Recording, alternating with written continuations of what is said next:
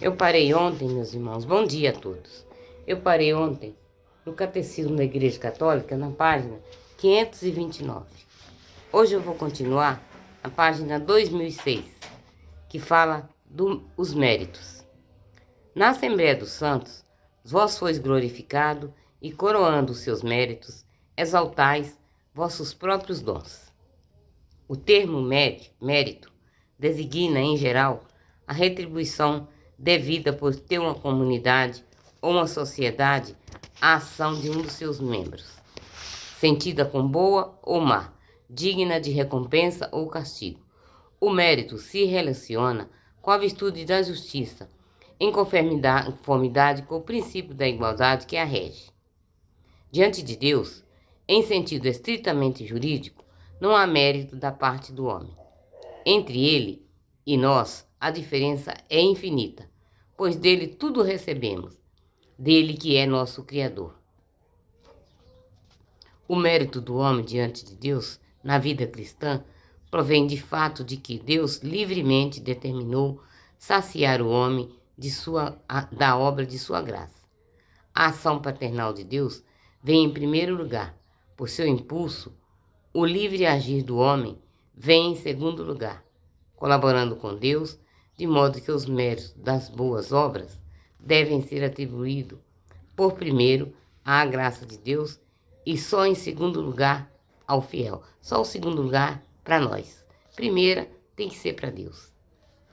O próprio mérito do homem cabe, aliás, a Deus por suas boas obras. Procedem em Cristo das inspirações e do auxílio do Espírito Santo.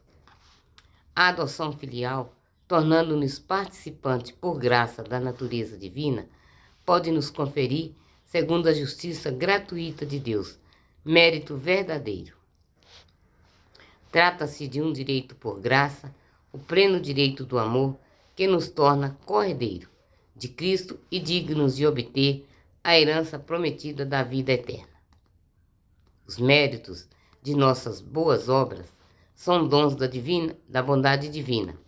A graça veio primeiro, agora se entrega aquilo que é devido. Os méritos são dom de Deus. Como a iniciativa pertence a Deus, na obra da graça, ninguém pode merecer a graça primeira, na origem da conversão, do perdão e da justificação.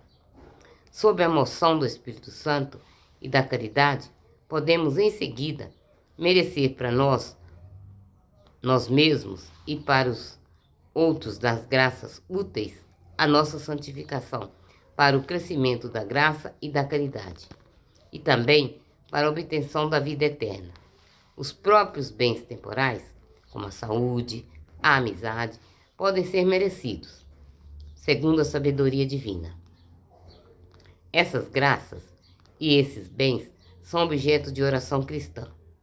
Essa provê nossa necessidade da graça para as nações meritórias. A caridade de Cristo em nós constitui a fonte de todos os nossos méritos diante de Deus.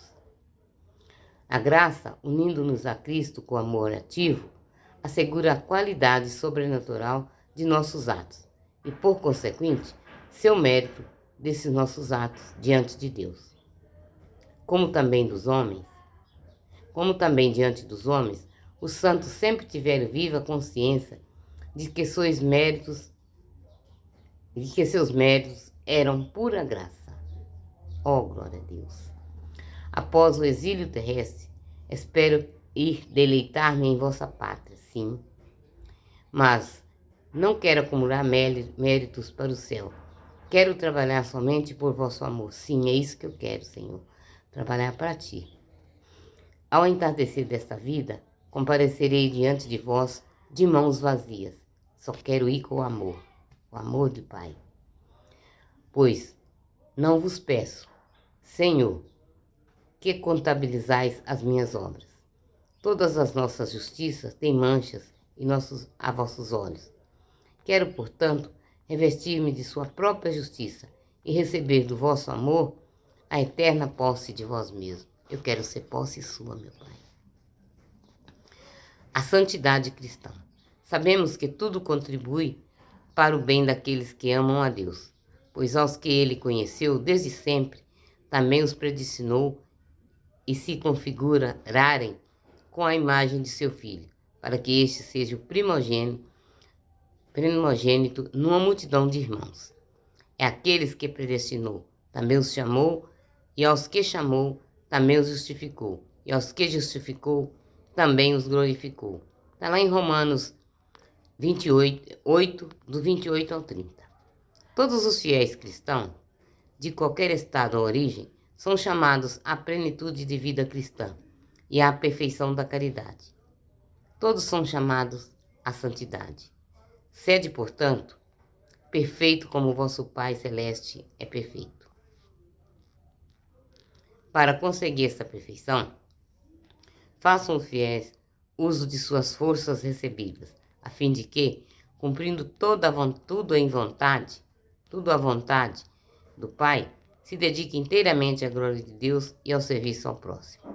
Assim, a santidade do povo de Deus se expandirá em abundantes frutos, como é demonstrado luminosamente na história da Igreja pela vida de tantos santos. O progresso espiritual tende à união sempre mais íntima com Cristo. Esta união recebe o nome de mística, pois ela participa do mistério de Cristo pelos sacramentos, os santos mistérios, e nele do mistério da Santíssima Trindade. Deus chama a todos a essa íntima união com Ele.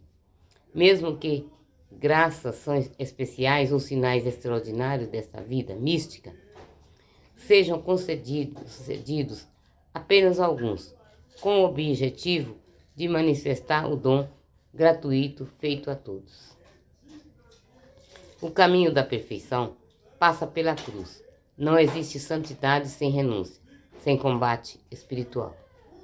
O progresso espiritual envolve ascese e mortificação que levam gradualmente a viver na paz e na alegria das bem-aventuranças. Aquele que vai subindo jamais cessa de progredir de começo em começo, pois começos que não têm fim. Quem se eleva jamais cessa de desejar aquilo que já conhece. Os filhos da Santa Igreja, nossa mãe, esperam justamente a graça da perseverança final e a recompensa de Deus, seu Pai, pelas obras realizadas com sua graça, em comunhão com Jesus. Observando a mesma regra de vida, os fiéis cristãos partilham a feliz esperança daqueles que a misericórdia divina reúne na cidade santa a nova Jerusalém, descendo do céu de junto de Deus, vestido como noiva. Eu vou resumir. A graça do Espírito Santo nos dá a justiça de Deus, unindo-nos pela fé e pelo batismo, a paixão e a ressurreição de Cristo. O Espírito nos faz participar de sua vida. A justificação, como a conversão apresenta, duas faces. Sob a moção da graça, o homem se volta para Deus e se afasta do pecado, acolhendo assim o perdão e a justiça que vem do alto. A justificação comporta a remissão dos pecados, a santificação e a renovação do homem interior. A justificação dos fiéis foi merecida pela paixão de Cristo e nos é concedida por meio do batismo. Faze-nos conforme a justiça de Deus, que nos torna justos. Tem como meta a glória de Deus e de Cristo e o dom da vida eterna. É a obra mais excelente da misericórdia de Deus. A graça é o auxílio que Deus nos concede para correspondermos à nossa vocação de nos tornar seus filhos adotivos. Ela nos introduz na intimidade da vida trinitária. A iniciativa divina da obra da graça precede, prepara e suscita a resposta do homem. A graça responde às aspirações profundas da liberdade humana e a chama a cooperar consigo e a aperfeiçoar. A graça santificante é um dom gratuito que Deus faz de sua vida, infundida pelo Espírito Santo, em nossa alma para curá-la do pecado e santificá-la. A graça santificante nos faz agradáveis a Deus. Os carismas, graças especiais do Espírito Santo, são ordenados à graça santificante e têm como alvo o bem comum da Igreja. Deus opera também por graças atuais múltiplas, que se distinguem da graça habitualmente permanente. Nosso mérito em face de Deus consiste apenas em seguir seu livre desígnio de associar o homem à obra de sua graça. O mérito pertence, em primeiro lugar, à graça de Deus e, em segundo lugar, à colaboração do homem. Cabe a Deus o mérito humano. A graça do Espírito Santo, em virtude de nossa filiação adotiva de Deus, pode nos conferir verdadeiramente mérito, segundo a justiça gratuita de Deus. A caridade constitui em nós a fonte principal do mérito de Deus. Ninguém pode merecer a graça primeira que se acha na origem da conversão. Sob a moção do Espírito Santo, podemos merecer para nós mesmos e para os outros todas as graças úteis para chegar à vida eterna, como também os bens temporais necessários. Todos os fiéis são chamados à plenitude da vida cristã e à perfeição à caridade. A perfeição cristã só tem um limite: ser limitada. Se alguém quer vir após mim, renuncie a si mesmo. Tome sua cruz e siga-me. Senhor, eu quero te seguir. Senhor, se tu me chamas, eu quero te seguir. É muito lindo. Senhor, se tu me chama, eu quero te seguir. Espero que eu repita, Senhor, eis-me aqui. Senhor, se tu me chama, eu quero te seguir. Se queres que eu te siga, respondo, eis-me aqui. Senhor, se tu me chamas, eu quero te seguir. Se queres que eu te siga, Senhor, estou aqui. Amém? Que Deus abençoe amanhã de cada um de vocês, meus irmãos. Não esqueça, hoje é dia de Pentecoste.